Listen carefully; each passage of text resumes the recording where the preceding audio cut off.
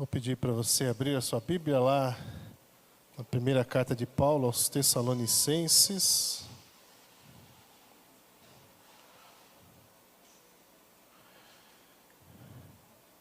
Capítulo 4. 1 Tessalonicenses, capítulo 4.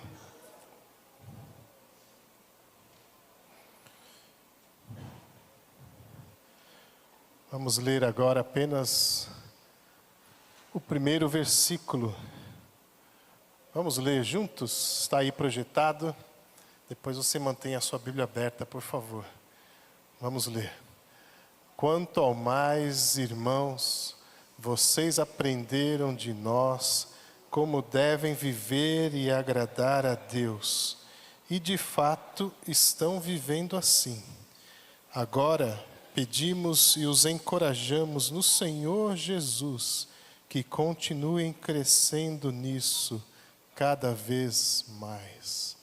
Que o Senhor, mais uma vez, neste dia, nos abençoe e nos derrame o seu Santo Espírito para nos conduzir naquilo que o próprio Deus quer construir em nossos corações, em nome de Jesus. Amém.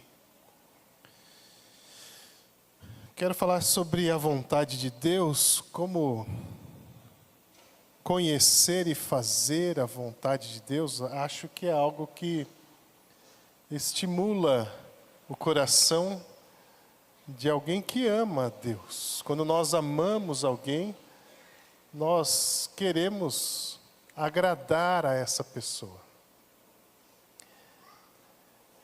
Mas alguns podem achar que é difícil até conhecer a vontade do seu próximo, quanto mais conhecer a vontade de Deus. Talvez você já esteja casado aí há alguns anos, muitos anos, aí sexta-feira à noite, a sua esposa vira para você e fala assim: vamos comer alguma coisa diferente, vamos pedir comida. Aí você, todo atencioso, né, cavalheiro, ama a sua esposa, você diz assim: o que você quer comer? O que você está querendo saber? Qual é a vontade dela? Você quer agradar, você quer oferecer aquilo que a agrade, que supra o seu desejo. E aí ela responde da maneira mais dócil e desesperadora possível: o que você quiser pedir. Aí lascou. Qualquer coisa que você quiser, o que Deus colocar no seu coração. E aí você fala assim: vamos pedir um hambúrguer, aquele bem gorduroso, né? Enorme, cheio de desafios para as veias e artérias, né? Aí ela fala o quê? O que ela fala? Hambúrguer não, né? Hambúrguer não. Pede outra coisa. Aí você fala então assim: então vamos pedir comida japonesa que você gosta. Aí você pensa, né? Agora eu vou acertar, porque é uma coisa que ela gosta, você sabe que ela gosta. Aí ela fala assim: japonês a essa hora, nesse frio, aquele monte de peixe morto, cru.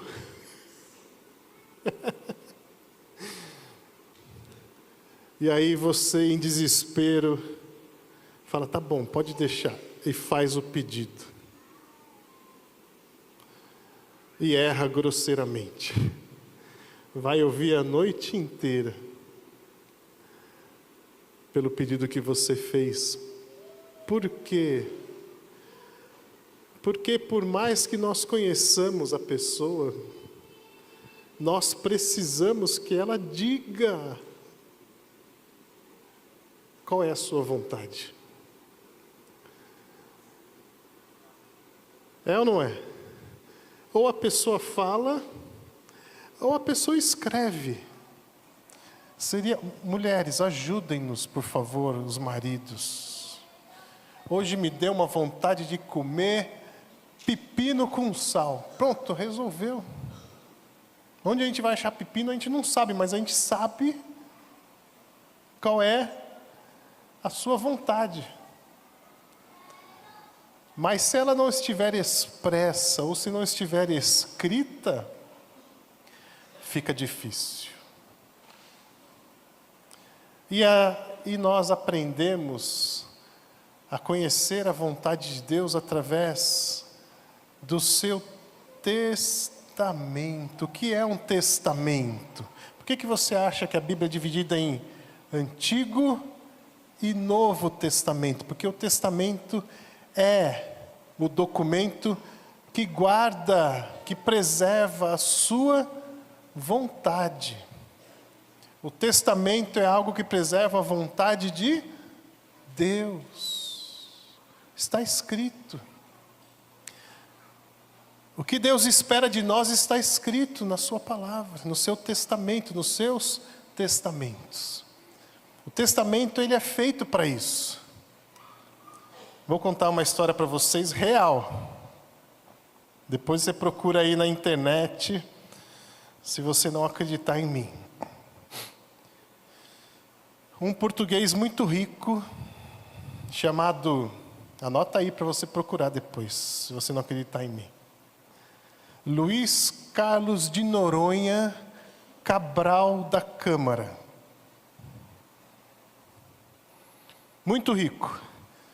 Muitos bens, tinha palacete lá em Lisboa, tinha imóveis na praia, tinha automóveis assim, muito caros. Mas ele odiava o governo de Portugal. E ele, então, não queria deixar nenhum tipo de herança para o governo. Ele não tinha familiares próximos, os familiares distantes ele achava que eram todos interesseiros. Então ele foi ao cartório em 1988, lá em Lisboa, e ele fez um testamento, deixando tudo que ele tinha para 70 pessoas. Que pessoas eram essas? Ele não as conhecia. Ele entrou no cartório, começou a fazer o seu testamento lá, ditar o seu testamento para o escrivão. E, em certa altura, ele pediu uma lista telefônica. E ele abria a lista, colocava o dedo no nome e falava assim, fulano de tal. Virava mais 3 páginas, colocava o nome ciclano.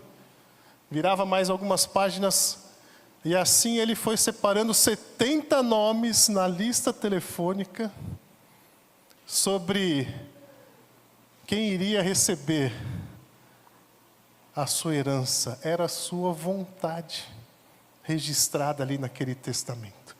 Em 2001, quando ele morreu, começaram a chegar correspondências ou pessoas batendo a porta dessas pessoas e falavam assim, você conhece o senhor Luiz Carlos de Noronha Cabral da Câmara? Não, não conheço, mas ele deixou uma herança para você. O testamento é aquilo que guarda, aquilo que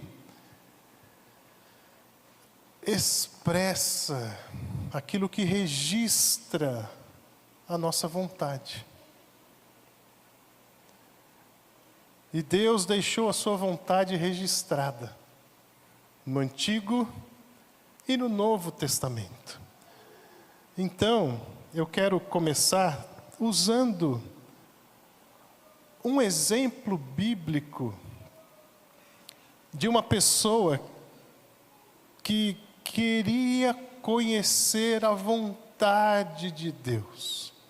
Essa pessoa é Gideão. Então, vamos lá para Juízes capítulo 6, versículos 36 a 40. Gideão estava amassando uvas no lagar, escondido dos seus inimigos, e Deus o chama para libertar o povo. E ele então diz que ele não podia, etc e tal, não sei o que, vai lá, pega os ídolos da casa, da sua cidade, destrói os ídolos, eles querem matar Gideão, aquela confusão toda. Aí Gideão resolve usar de uma estratégia para conhecer a vontade de Deus. Qual foi essa estratégia? Juízes capítulo 6, de 36 a 40. E Gideão disse a Deus: quero saber se vais libertar Israel por meu intermédio, como prometeste. Vê, colocarei uma porção de lã na eira. Se o orvalho molhar apenas a lã e todo o chão estiver seco, saberei que tu libertarás Israel por meu intermédio, como prometeste. E assim aconteceu. Gideão levantou-se bem cedo no dia seguinte, torceu a lã e encheu uma tigela de água do orvalho. Deus enviou à noite o orvalho apenas sobre o punhado de lã. O restante ao redor continuou seco. Disse ainda Gideão a Deus: não se acenda a tua ira contra mim. Deixa-me fazer só mais um pedido. Permita-me fazer mais um teste com a lã. Desta vez, faze ficar seca a lã e o chão coberto de orvalho. Ele inverteu. E Deus assim fez naquela noite. Somente a lã estava seca, o chão estava todo coberto de orvalho. É muito interessante esse texto porque nós aprendemos que mesmo nas nossas mais difíceis situações ou nos nossos mais difíceis momentos, Deus ainda é misericordioso conosco. O que Gideão fez foi um ato absolutamente tolo e inútil. Mas eu me alegro com o meu Senhor, porque Ele ainda cuida dos tolos, como eu. Mas a justificativa de Gideão era: Senhor, eu quero saber se é isso mesmo que o Senhor quer, que eu vá lá livrar o povo de Israel. E aí ele faz esse teste com Deus. E aí Deus responde a primeira vez, e ele inverte o teste, Deus responde a segunda vez. Mas a verdade é que ele não estava querendo saber a vontade de Deus. Ele estava com medo de cumprir a vontade de Deus. Porque lá no versículo 14, o Senhor se voltou para ele e disse: com a força que você tem, vá libertar Israel das mãos de Midian. Não sou eu quem o está enviando? Gideão já sabia que Deus queria que ele fosse. Gideão já sabia que Deus lhe daria a vitória. Gideão já sabia que era em nome de Deus que seria travada essa luta. Tanto que acontece um milagre. Gideão convoca o povo, 22 mil soldados se apresentam. ele fala assim, Deus olha e fala assim, é muita gente. Aí Gideão vira e fala assim, os covardes voltem para casa. Aí ficaram 10.000. 12.000 estavam igual o Gideão. Estavam com as pernas tremendo. Aí Deus olha para os 10.000 e fala assim, ainda é muita gente. Faça um teste, quem for ao riacho e beber como cachorro, lambendo a água do riacho, dispense. Quem pegar a água e trouxer a boca, esse você vai levar. E ficaram 300.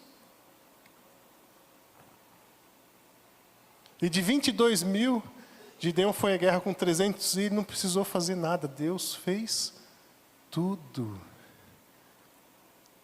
Mas a vontade de Deus já estava clara antes desse teste. Esse teste foi inútil para conhecer a vontade de Deus.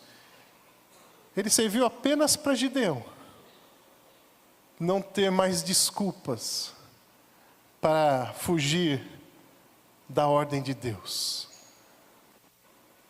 E muitas vezes nós fazemos isso, nós colocamos Deus numa situação de teste, porque nós dizemos, Senhor, eu quero conhecer a Tua vontade para fazer o melhor.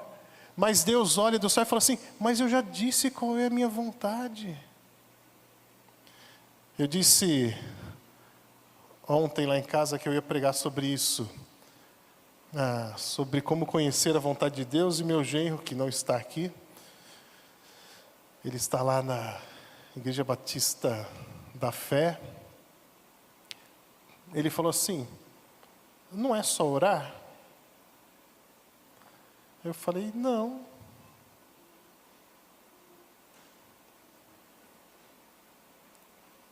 Mas para conhecer a vontade de Deus não basta orar? Eu falei, não. E muita gente, assim como Gideão, acha que a oração é feita para testar Deus. Deus, se for da tua vontade, faz um elefante voar.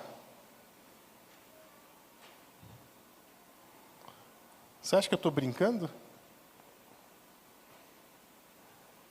Sabe por quê? Porque a pessoa não quer fazer, então ela fala com Deus e pede uma coisa assim, absurda. E aí, como Deus não responde a esse tipo de oração, Deus só responde às orações de acordo com a sua vontade. Aí a pessoa fala assim, tá vendo? Eu até queria fazer, mas Deus me mostrou que não era para fazer. Mentira. Gente, vou falar uma coisa aqui com todo carinho, todo cuidado. As orações não são feitas para conhecermos a vontade de Deus. A vontade de Deus é que nós oremos. As orações são feitas para termos relacionamento com Deus. É diferente. É muito diferente. As orações são um convite de Deus para que nós inclinemos a nossa cabeça sobre o peito de Deus e digamos, Senhor, como é bom estar aqui. Como é bom estar aqui com o Senhor. E assim nós vamos desenvolvendo esta conversa, esse relacionamento com Deus. Nós oramos porque é da vontade de Deus que oremos. Mas pastor, eu oro para pedir direção. Sim, relacionamento. Mas a direção Deus vai dar a partir da sua palavra, do seu testamento. Então quando você quer conhecer a vontade de Deus, a sua oração tem que ser, Senhor, mostra-me na tua palavra o que eu preciso. Tem que ser assim. Lembra da esposa? Você tem um relacionamento, você quer agradar a sua esposa que pediu para comer uma coisa diferente. Aí você fala para ela assim, eu quero te agradar, meu amor. Encosta assim, bem pertinho dela. Na hora que ela estiver distraída, fala assim, meu amor, Dá uma dica para mim.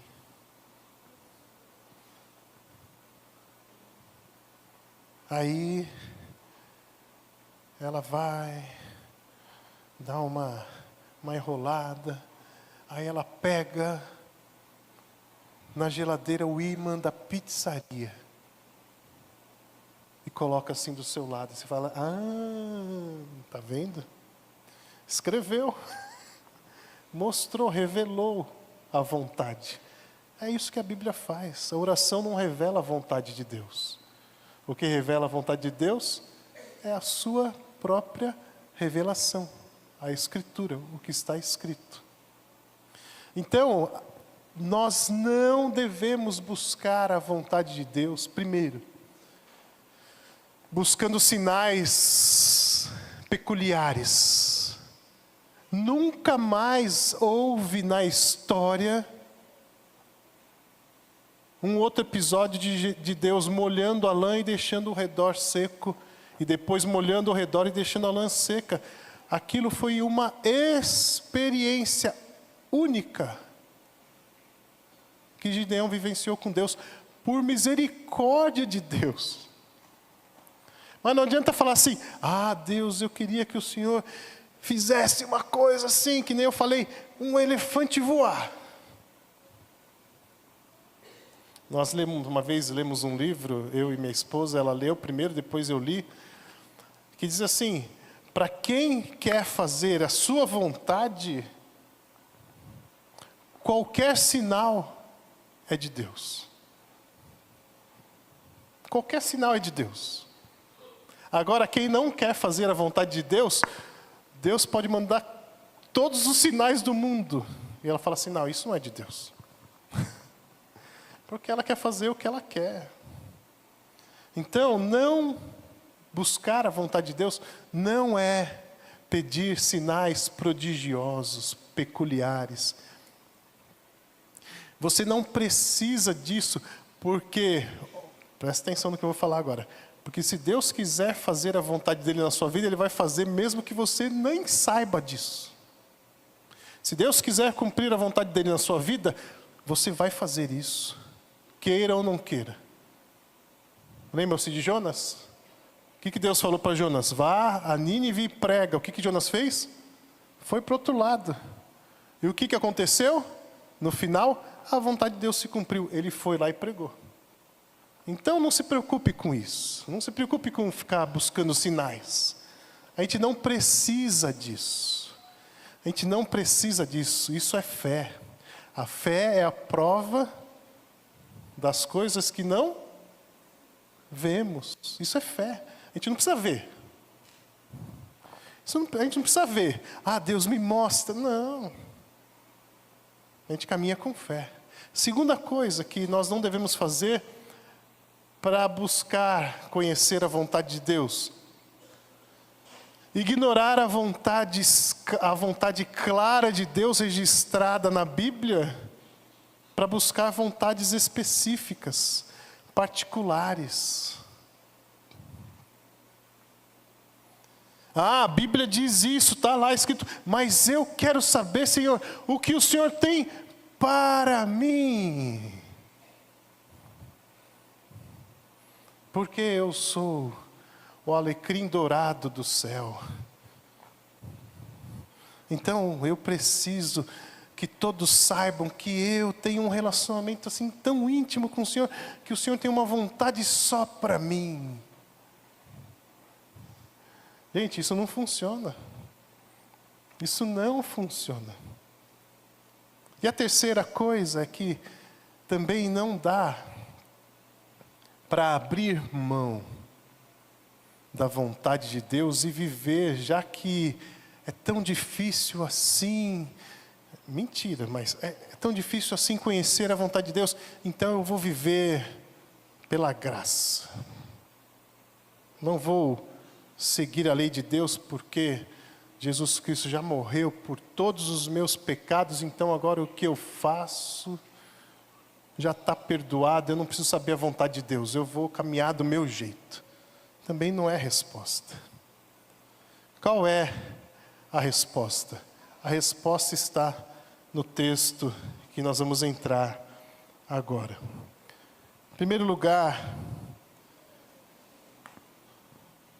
é bom destacar que a cultura urbana pagã de Tessalônica aceitava a libertinagem sexual como norma social. Demóstenes já havia afirmado séculos antes que as sociedades gregas possuíam cortesãs para o prazer, concubinas para o cuidado diário e esposas para a procriação legítima. Paulo está escrevendo para uma cidade que é uma cidade cosmopolitana da época, um porto, era a capital da Macedônia, por onde Paulo passou numa das suas viagens missionárias por Filipos, pela Galácia e desceu a Macedônia. E Tessalônica era uma cidade, então, portuária e tinha tudo o que uma cidade portuária tem de ruim. Prostituição adoidada. É o mesmo, quase o mesmo contexto de Corinto, de Coríntios, da cidade de Corinto, portuária também. Então, a sexualidade, a libertinagem sexual, a vida livre, era algo comum em Tessalônica. E eu quero dizer aqui para nós que isso era social. Ter uma mulher que pudesse saciar o seu prazer sexual, uma concubina que servisse nas atividades do lar, e uma esposa para fazer linhagem, descendência. Isso era social. Mas nós precisamos tomar muito cuidado com isso. Eu vou fazer aqui uma parte sobre esse assunto. Nós ouvimos hoje,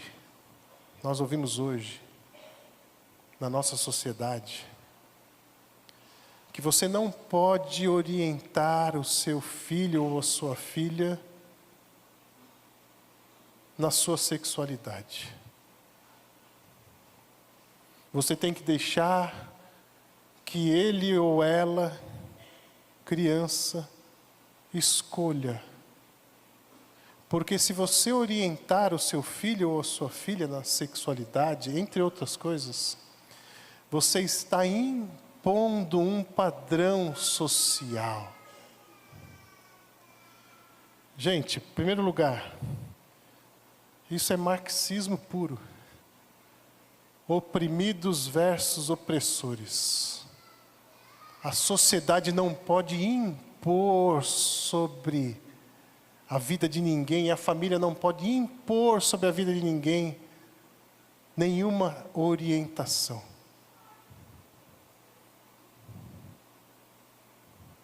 Já ouviram isso? Isso está acontecendo. Agora, a segunda coisa é que, além de ser marxismo, isso é uma bobagem tremenda. Porque se você fala, tá bom, olha, realmente é uma coisa assim, eu não posso impor. Então você começa a criar o seu filho ou a sua filha sem nenhum tipo de orientação. Certo? O que é isso? Impor sobre o seu filho a sua decisão social. Você está impondo sobre eles e tirando deles a capacidade de serem educados. Você está impondo o que você pensa sobre isso. Quer dizer, você não pode impor sobre a sexualidade, mas você pode impor a não sexualidade.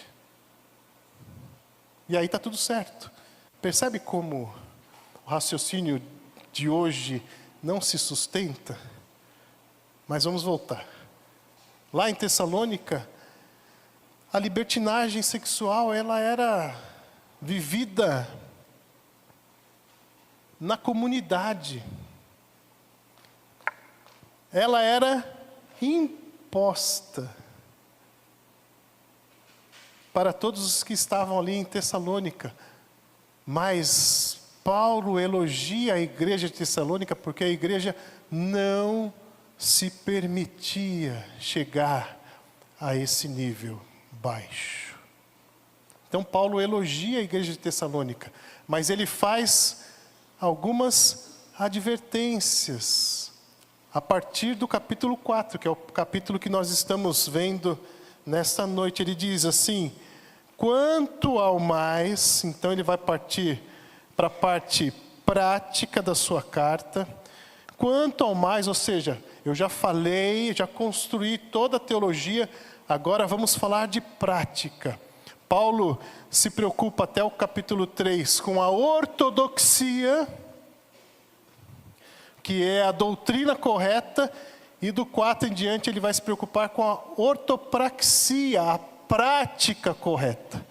Então ele começa dizendo assim: quanto ao mais, irmãos, já os instruímos acerca de como viver a fim de agradar a Deus. A nossa conduta ética é uma ordem. Viver para agradar a Deus é uma ordem de Deus. E de fato, assim vocês estão procedendo. Agora, lhes pedimos e exortamos no Senhor Jesus que cresçam nisso cada vez mais. Veja, a vida cristã, a vida que agrada a Deus, a vida de santidade é uma vida crescente. Eu falei pela manhã, cuidado com a estagnação. A vida cristã, a vida com Deus é uma vida crescente. Nós precisamos prestar atenção a isso. A vida cristã não é uma vida isolada em cima de um monte, nem uma vida que nós chamamos de antinomista, sem lei. Agora eu posso viver sem lei, que foi aquilo que eu falei. Já que eu não posso conhecer a vontade de Deus do jeito que eu quero, então eu vou viver como se Deus não existisse. Não é isso. Paulo diz aqui que eles deveriam crescer nisso, nesse desejo de viver a vontade de Deus constantemente, cada vez mais. Pois vocês conhecem os mandamentos que lhes demos pela autoridade do Senhor Jesus. Gente, a lei de Deus é boa. Os mandamentos de Deus são bons. As pessoas falam assim: eu não quero ser crente porque tem que obedecer regra. Já ouviram? Que regra que eles estão falando? Agora, Deus estabeleceu seus mandamentos, porque os mandamentos de Deus expressam o seu caráter, e eles servem para cuidar de nós. A lei é boa, agradável e perfeita, como diz Paulo aos Romanos. Certo? E aí Paulo está dizendo assim: eu já disse isso para vocês. Continuem seguindo a lei. Continue seguindo os mandamentos que foram dados pela autoridade do Senhor Jesus. Guarde essa palavrinha, autoridade. Nossa geração tem muita dificuldade com a autoridade. E eu não estou falando só dos nossos filhos, não. Eu estou falando de igreja também. Fala não para um membro. Fala não pode para um membro, que você vai ver o que vai acontecer. Uma dificuldade com autoridade assim que está entranhada no nosso coração. Versículo 3. a vontade de Deus é? Quer conhecer a vontade de Deus? Está no testamento de Deus. Basta ler. A vontade de Deus é que vocês sejam santificados. Que vocês vivam essa vida crescente de separação deste mundo e de aproximação com Deus. Essa é a vontade de Deus. Eu quero dizer uma coisa aqui, que também nós lemos uma vez. Se você tiver uma vida santificada, você não precisa pedir para Deus para mostrar qual é a vontade dele para a sua vida. Uma vida santificada faz tudo o que agrada a Deus. E nós lemos assim: tenha uma vida santa e faça o que você quiser. Porque quem tem uma vida santa não faz nada fora da vontade de Deus. Então qual é a nossa escolha? Quer saber a vontade de Deus? Santifique-se. Santifique-se. E aí ele orienta assim, segunda parte do versículo 3, abstenham-se da imoralidade sexual. Façam isso, vocês estão numa cidade, num contexto, numa cultura, lutem contra isso, abstenham-se da imoralidade sexual. A palavra aqui é porneia, que significa que o que está fora do casamento monogâmico, heterossexual, é imoralidade. Saiu do casamento monogâmico, uma pessoa só, heterossexual, um homem com uma mulher, o que sai de dentro disso é porneia. Essa é a palavra. Essa é a palavra que Paulo usa aqui. E ele continua. E do versículo 1 ao 3, então, nós aprendemos que fazer a vontade de Deus é sermos santificados dia após dia. Santificação progressiva. Um dia mais do que o outro. Um dia mais do que o outro. E assim por diante, até a volta de Cristo. Santificação progressiva, diferente da justificação, que é um ato declaratório e instantâneo de Deus. A santificação é descrita aqui como um processo contínuo e imperativo de crescimento na graça, motivado pela gratidão e capacitação do Espírito Santo que habita no crente. Paulo está dizendo: santifiquem-se e continuem se santificando todos os dias. Depois do versículo 4 até o versículo 6, nós vemos o apelo de Paulo para controlar as paixões. Diz assim: cada um saiba controlar o seu próprio corpo de maneira santa e honrosa, não dominado pela paixão de desejos desenfreados, como os pagãos que desconhecem a Deus. Nas versões antigas, a expressão cada um saiba controlar o seu próprio corpo, a expressão vem assim: cada um saiba controlar o seu próprio vaso. E há uma discussão aqui em saber se Paulo está falando do cônjuge ou de si mesmo. Mas a preferência de tradução é cada um controle o seu próprio corpo. Cada um cuide de si.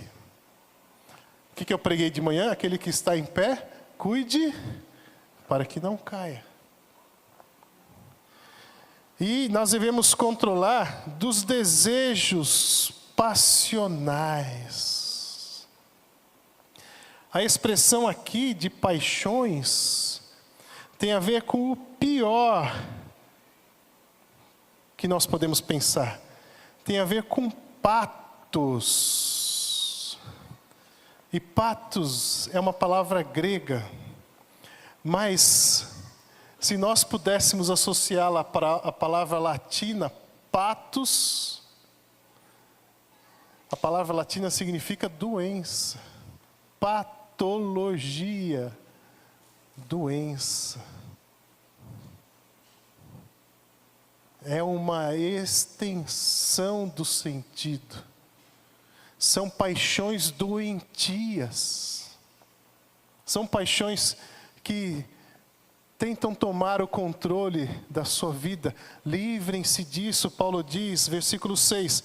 Neste assunto ninguém prejudique seu irmão, nem dele se aproveite. O Senhor castigará todas essas práticas, como já lhes dissemos e asseguramos. Se você não controlar as suas paixões, a comunidade vai sofrer. Seus irmãos vão sofrer. Sua igreja vai sofrer. Porque somos corpo. Porque somos corpo. E nós não podemos ver um membro sofrendo sem que todo o corpo seja atingido. Vocês sabem, eu e minha esposa somos dentistas. Você olha o corpo, e, um corpo como o meu assim, que já passou de templo do Espírito para catedral do Espírito. E aí você pensa no tamanho de um dente, é pequenininho. Como que é quando você está com dor de dente? O que acontece com o seu corpo? O seu corpo fica tranquilo e fala assim, é só o dente. É isso? É isso? Vai ter que fazer canal, o dente está infeccionado. Você não consegue pensar em outra coisa. Você fala assim, dói. É assim, é isso que Paulo está dizendo. Controlem suas paixões, porque senão todo o corpo será afetado.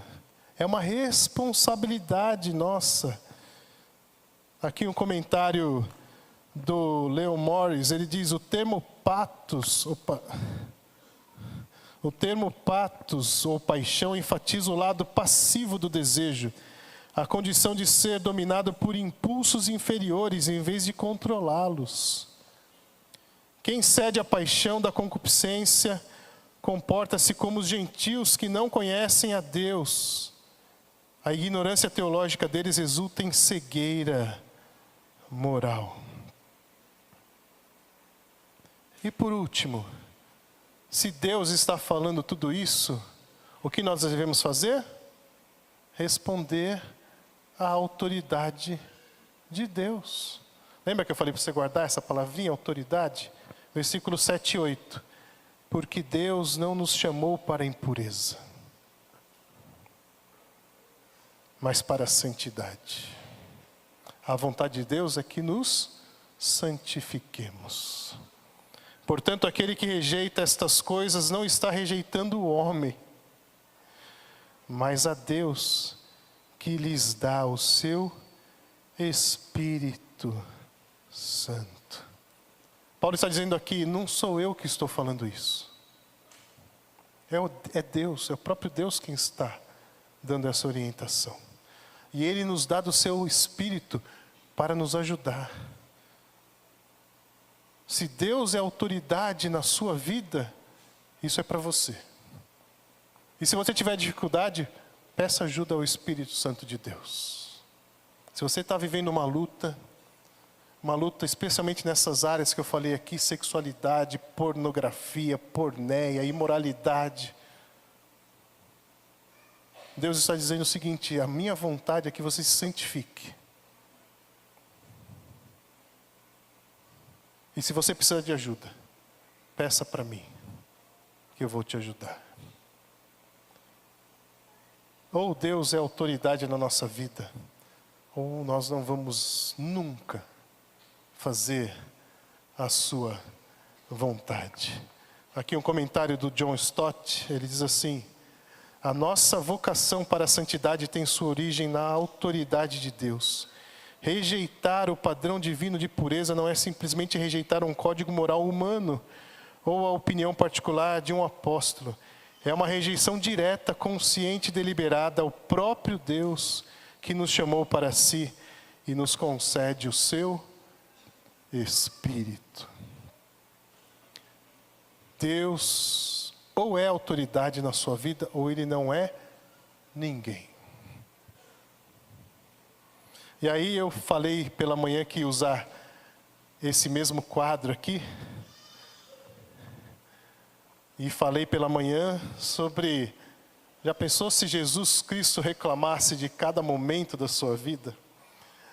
Agora eu quero dizer assim, Jesus Cristo, Filho de Deus, obedeceu até a morte de cruz, porque ele entendia que a autoridade sobre a sua vida era o Pai. Ele se fez carne, nasceu porque ele obedeceu. Ele cresceu porque ele se fez homem e participou de todos os processos que nós vivemos como homens. Ele foi adolescente, já pensou nisso? Eu acho que ele nunca ficou de castigo. Mas ele foi adolescente, ele cresceu, ele viveu tudo. Ele entende o que você passa, adolescente. Ele foi jovem. Ele entende o que você passa, jovem. Ele iniciou seu ministério de proclamação do reino, que culminou na sua morte. Ele foi obediente até morte de cruz. Foi sepultado, experimentou essa morte, mas ressuscitou, está à destra do Pai. Até que o último inimigo seja colocado debaixo dos seus pés. Em outras palavras, até que o último inimigo seja destruído, que ele possa pisar esse inimigo. Ele retomou a posição diante do seu Pai, porque o seu Pai era a autoridade sobre a vida e ele obedeceu. Quer conhecer a vontade de Deus? Obedeça. O que a Bíblia diz. Simples. Muito simples. Então vamos aplicar aqui. Primeiro, como conhecer a vontade de Deus? Busque a santificação. Quando você vem ao culto, é isso? Quando você está em dificuldade, quando você está doente, é isso? Não. Busque todos os dias. Santificar-se é separar-se cada vez mais deste mundo e unir-se a Deus. Eu quero dizer aqui uma coisa muito séria. O que te domina e não é Deus, é pecado. O que te domina e não é Deus, é pecado. Ah, pastor, eu não consigo parar de... É pecado. Pode ser uma coisa boa, mas se ela te domina, é pecado, porque ela toma o lugar de Deus, ela impede a sua santificação. E tome cuidado com isso. Internet é uma coisa excelente. Mas se você não consegue sair do seu grupo você não consegue soltar o seu celular para nada, alguma coisa está errada. Alguma coisa está errada. Você devia estar buscando a santificação. Um exemplo simples, muito simples. Os psicólogos hoje estão estudando uma síndrome, uma série de sinais sobre as pessoas que são viciadas em celular. E se você já sentiu isso, tome cuidado. Tem gente que sente o celular vibrar no bolso da calça e põe a mão para procurar e o celular não está no bolso. Mas ele sente a vibração, porque ele não consegue ficar longe. Busque a santificação todos os dias. Segundo, controle e vença as paixões pecaminosas. Tudo aquilo que é patos é doentio. Tudo aquilo que é paixão volta na afirmação que eu acabei de fazer. Tudo aquilo que te controla e não é Deus é paixão e é pecado. Lute com isso. Controle suas paixões. As paixões, elas surgem do coração que está longe de Deus. Se você estiver no caminho de santificação, nenhuma paixão que aponte para longe de Deus vai surgir no seu coração. Porque você está tão próximo de Deus nessa caminhada, que essas coisas que acontecem por aí, elas nem chegam perto do seu coração. E por último, renda-se à autoridade de Deus. Meu irmão, minha irmã, não faça tudo que nós ouvimos hoje, esse cuidado com a santificação, com a fuga das paixões, porque o pastor Josimar está pregando. Não faça isso porque você leu a palavra em Tessalonicenses e porque Paulo escreveu. Faça isso porque Deus é autoridade sobre as nossas vidas. E se nós não entendermos isso, nós nunca vamos obedecer a Deus. Quer fazer um teste? Como você é no seu dia a dia em relação às autoridades que Deus colocou sobre a sua vida? Como você é? Filhos, como nós somos com a autoridade dos nossos pais? Você não pediu para nascer nessa família. Aliás, você nem escolheu seu pai e sua mãe. Mas eles são a autoridade colocada por Deus sobre a sua vida. Como você reage aos líderes que Deus coloca sobre a sua vida? Aos governantes? Nenhum governante, nenhum líder é estabelecido sem a vontade de Deus. Ah, mas eu não gosto do fulano. Eu não gosto do presidente. Não importa. Ele é a autoridade colocada por Deus sobre a sua vida. Você sabia disso? Ah, eu não gosto do pastor. Gente, um pastor tão bonzinho como eu assim, não é para você gostar.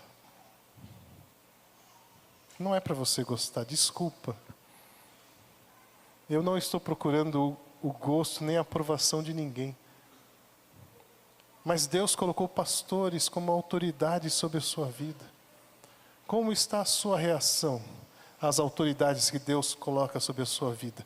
Isso vai mostrar se você entende a autoridade de Deus ou não. Porque foi Deus quem colocou tudo isso sobre nós, para cuidar de nós. Então, renda-se à autoridade de Deus. Que o Senhor nos abençoe. A equipe pode subir. Que o Senhor dê a você uma semana preciosa, abençoada e santificada. Você não precisa nem passar por estresse essa semana, porque o Brasil já perdeu.